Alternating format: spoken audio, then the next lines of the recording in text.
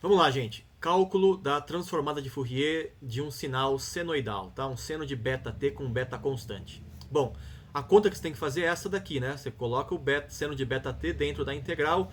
Bom, eu não vou fazer todo o passo a passo aqui, gente. Eu vou parar aqui, ó. A gente chegou, depois de simplificar bastante, o principal é você transformar o seno em uma soma ou subtração de exponenciais, tá? Seno de beta t é e, aí beta t menos e a menos i beta t sobre 2i, tá? E aí você faz a conta. Não vou fazer aqui a conta passo a passo, mas você vai chegar em duas integrais aqui, ó.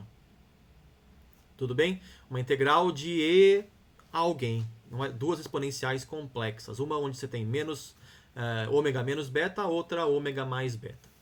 Agora eu vou invocar a definição da função delta de Dirac, tá? Ela é definida de várias maneiras, tá? A mais básica de todas, fundamental, é esta daqui, ó, tá? A função delta de x, a função delta de Dirac, ela é infinita em zero e zero quando x é diferente de zero. Então, ela tem mais ou menos esta cara aqui, ó, tá? Que é um pico, né? Ela é zero em quase todos os lugares. Quando chega perto de zero, ela tem um pico bem estreito e alto.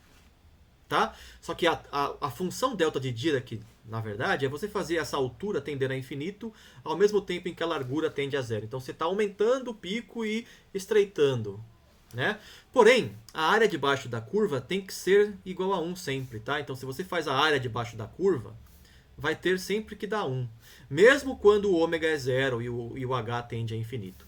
Tá? Essa aqui é a definição desta função esquisita chamada função delta de Dirac. Tem gente que diz que não é realmente uma função, tá? Porque ela tem características que não permitem você caracterizá-la como uma função. Mas, tá? Físicos e engenheiros físicos continuarão usando função delta de Dirac sem se preocupar muito se é ou não é realmente uma função, tá bom? A gente não tem preconceito não. Se a função quer ser se o delta de Dirac quer ser função, a gente deixa, tá? Bom, outra definição possível, e dá para demonstrar isso, tá? Eu não vou fazer a demonstração, mas é possível demonstrar, é que você pode escrever a função delta de Dirac nesta representação complexa aqui com esta integral, tá? Então, integral de e a menos i xt, de menos infinito até mais infinito, dividido por 2π, é a própria função delta de Dirac. Não me perguntem por quê, eu posso até explicar depois, tá? Mas é um pouco trabalhoso de explicar. Não é muito trabalhoso, mas para os fins aqui que a gente precisa é suficiente saber esta definição, tá bom? Bom, se esta cara aqui se este cara aqui é o delta de Dirac, né, eu posso identificar aqui estas integrais com ele, ó, porque é quase igual, né? É muito parecido. Só você trocar aqui o x por ômega menos beta, né, ó, certo? E dividir por 2π, né? Você obtém um delta de Dirac ali. Veja, ó, aqui nesse próximo slide. Aqui está o delta de Dirac, aqui está a transformada de Fourier da maneira como eu encontrei lá no último slide, né? Isso aqui tudo, ó, é o que? É 2π delta de ômega menos beta. E esse aqui, toda essa integral é 2π delta de ômega mais delta. Né? Portanto, a função aqui, a transformada de Fourier, vai ser 1 sobre 2i raiz de 2π, né? E aí multiplicando tudo 2π, né, que pode colocar aqui em evidência, vai ficar, deixa eu colocar um colchete aqui, ó, delta de ômega menos beta menos delta de ômega mais beta, tá? E aí vamos fazer o seguinte, ó, aqui esse 2 pode cancelar com este, né? E eu tenho um π e um raiz de π em cima. Então você pode colocar, normalizando aqui, você pode tirar esse π e colocar a raiz em cima, né? E esse i que está embaixo, você põe menos i aqui em cima. Então você vai colocar o sinal aqui para dentro, né? Estou fazendo bem rápido porque não importa muito, tá? Essas contas vocês conseguem fazer tranquilamente depois. E o finalmente está aqui, ó. Essa expressão aqui é igual a esta daqui, ó. A transformada de Fourier da função seno de beta t é esta aqui. É uma combinação de duas funções delta de Dirac. 2 deltas de Dirac, né? Se você não gostar de chamá-lo de função. Tudo bem? Faz o gráfico, né? Qual é o gráfico da função delta de Dirac, esquematicamente falando, né? Você tem aqui o t, aqui o delta de t. A função delta de Dirac é um pico centrado na origem. Simplesmente. Ela é zero em todo lugar. Sobe lá para o infinito, aqui em zero. E volta para zero logo imediatamente depois. Né? E qual é o gráfico? Ó, de, vou colocar aqui, como aqui é ômega, né? Ó, aqui delta, aqui, perdão, ômega, né? Ômega, e aqui eu quero fazer o gráfico de delta de ômega menos beta, por exemplo. Que é esse aqui, ó, ômega menos beta. Qual é o gráfico disso? Bom, a gente sabe que quando for zero, né? Quando o que está dentro do delta for zero, tende a infinito. Quando isso aqui é zero? Quando o ômega é beta. Né? Então aqui vai ter um pico. Um pico aqui centrado em beta. E fora daí é zero. Este é o gráfico de delta de Dirac em ômega menos beta. Aqui eu tenho o sinal de menos, né? Ó. Portanto, aqui aparece para baixo. Ó. Tá vendo? Delta. Porque aqui tem o sinal de menos. Ó. Então inverte o sinal, né? E o delta de ômega mais beta, né, vai ser um pico centrado em menos beta, né? Porque quando o ômega é igual a menos beta, dá o delta de zero, né? Delta de zero a gente sabe que vai para o infinito. Então aqui você vai ter este pico aqui. Deu para entender? Então este gráfico aqui está representado. Na verdade, né, isso aqui está fazendo o gráfico de I vezes isso, né? I vezes f de ômega. Porque tem esse I aqui ainda, ó. Né? Se você multiplica I por f de ômega, e tudo bem, né? Tudo bem? Na verdade, não é vezes, não é f de vezes I, é sobre I, né? Só esta parte aqui, né, gente? Com vezes o raiz de π sobre 2 lá, que não importa muito, tá? F de ômega sobre I, né? Para você não considerar esta parte aqui. Vai ter 2 picos. Exatamente nas frequências do seno, né? Lembrem-se que a função original era seno de beta t. Qual é a frequência? É beta, né? Menos beta também é uma frequência. É a mesma frequência, né, basicamente. Beta ou menos beta, né? Tanto faz, porque o seno de menos beta t é menos seno de beta t. Então é a mesma coisa, né? A mesma frequência.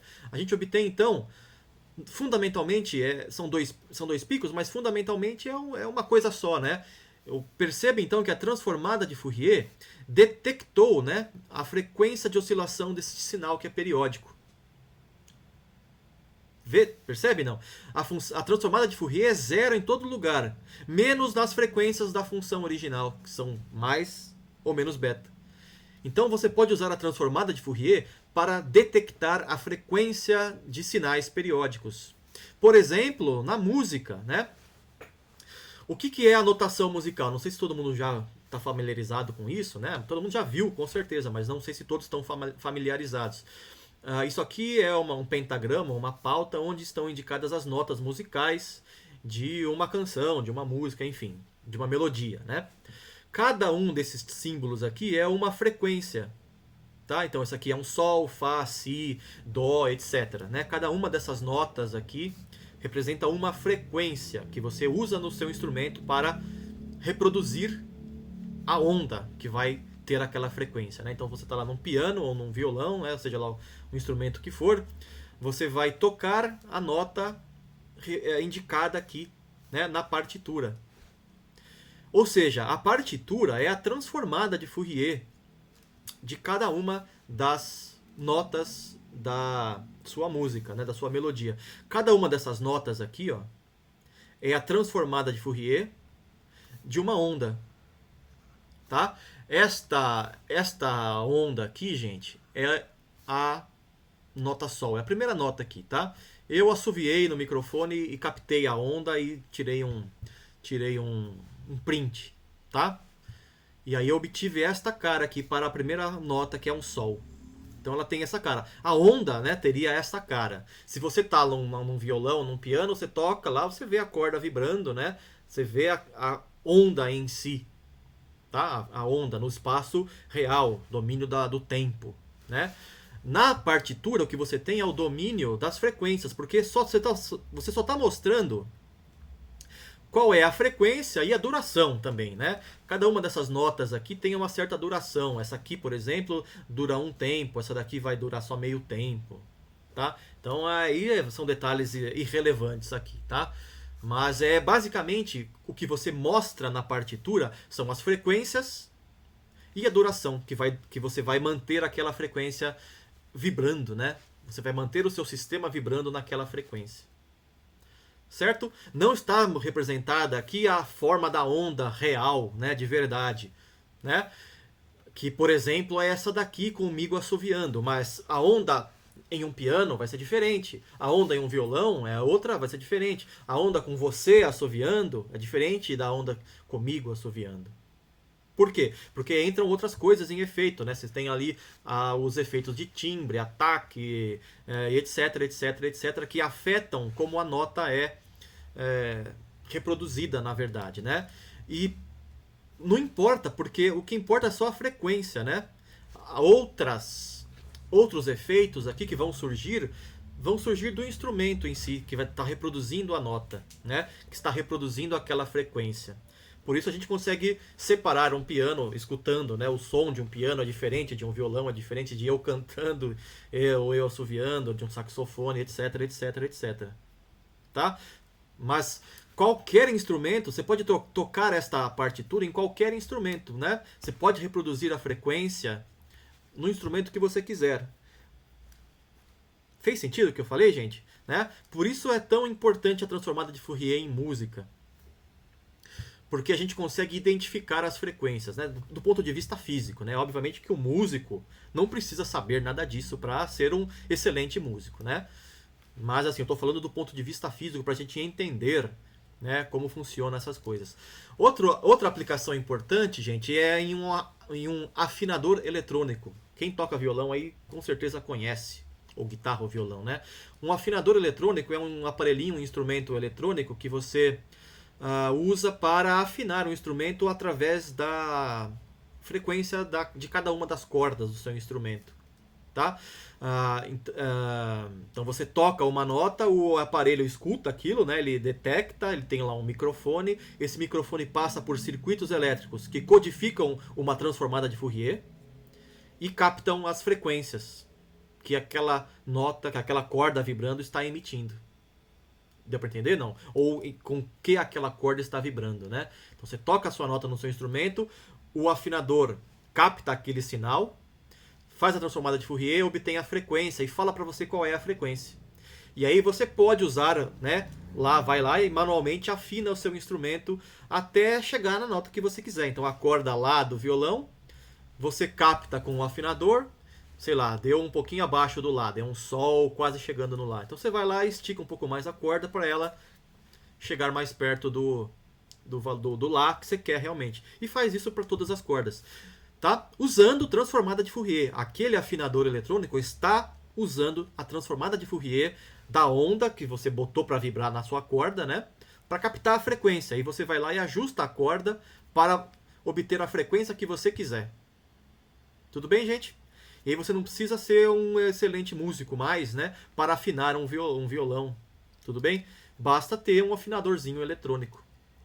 Né? Antigamente não tinha isso. Você tinha que ir lá no ouvido, né? Então, quando eu aprendi a tocar violão, há muitos e muitos anos, não queiram saber quantos, não existia. Eu tive que aprender a afinar no ouvido, né? Usando um diapasão. Não sei se nem vocês já viram isso. Usando um diapasão que gera uma nota bem aguda, você afina uma corda com aquele diapasão e aí a partir daí afina as outras, por comparação.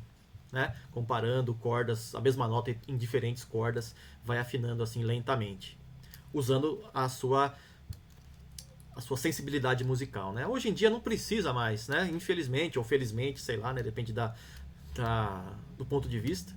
Hoje em dia você usa um afinador eletrônico, em 2 minutinhos você afina o violão inteiro, tá? Até menos que isso, né? Tá bom, gente?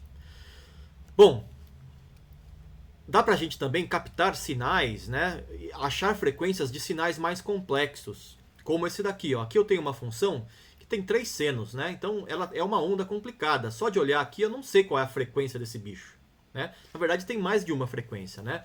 Cada seno tem uma frequência, ó. Esse aqui tem uma frequência 1, né? É seno de 1 vezes t, ó, que o beta é 1, né? O beta é o que eu estava usando aqui antes, né? O beta, ó. Seno de beta 1, que o beta é igual a 1, aqui o beta é 3, perdão, e aqui o beta é 8. Não importa se menos 1 aqui não, tá? Só importa a frequência mesmo. Isso aqui seria só uma fase diferente, né? Então 1, 3, 8. Se você faz a transformada de Fourier, gente, deste sinal, então aqui ó, transformada de Fourier, você vai obter 3 picos aqui, 1, 3 e 8, tá? Aqui seria o f de ômega sobre i, né? Aqui o pico para baixo. Isso. Você vai obter 3 picos aqui para baixo, né? Em 1, em 3 e em 8. E aqui também em menos 1, em menos 3 e em menos 8. Vai obter 3 picos para cima. Ou seja, a transformada de Fourier captou o sinal, todas as frequências embutidas aqui, escondidas na sua função. Tá? O sinal continua sendo periódico, dá para ver que ele se repete, né? Ó, começa aqui, tem essa cara aqui, depois vem isso aqui, repete aqui, né? A função é periódica, mas qual é a frequência? Tem 3, na verdade, tem frequência 1, 3 e 8. Tudo embutido ali. Tá? Então dá para usar a transformada de Fourier para identificar a frequência de qualquer onda. Qualquer sinal periódico, a transformada encontra as frequências, né, com que aquele sinal está oscilando, né? E por quê? Porque a transformada de Fourier é uma função, é uma integral, né? Portanto, tem uma linearidade. Você pode dizer que a transformada de Fourier, né, é a transformada dessa parte aqui, de seno de t, né, mais a transformada do seno de 3t menos 1, mais a transformada do seno de 8t ali, sobre 2, né? E aqui teria que ser menos, né? Porque aqui tem o sinalzinho de menos. Então, a transformada total é a soma das transformadas, porque a transformada de Fourier, deixa eu voltar aqui um pouquinho, é uma... Aqui, ó, cheguei. É uma integral, né? Então, a integral de uma soma é a soma das integrais, como qualquer integral. Certo? Bom, na próxima aula, gente, ou seja, na próxima semana, na próxima série de vídeos, a gente vai ver como calcular a transformada de Fourier em Python, tá? É mais fácil do que parece. Tudo bem, gente? Então, até daqui a pouco. Obrigado aí. Até daqui a pouco não, né? Até a aula ao vivo na próxima semana, tá? Então, abraços para todo mundo. Tchau.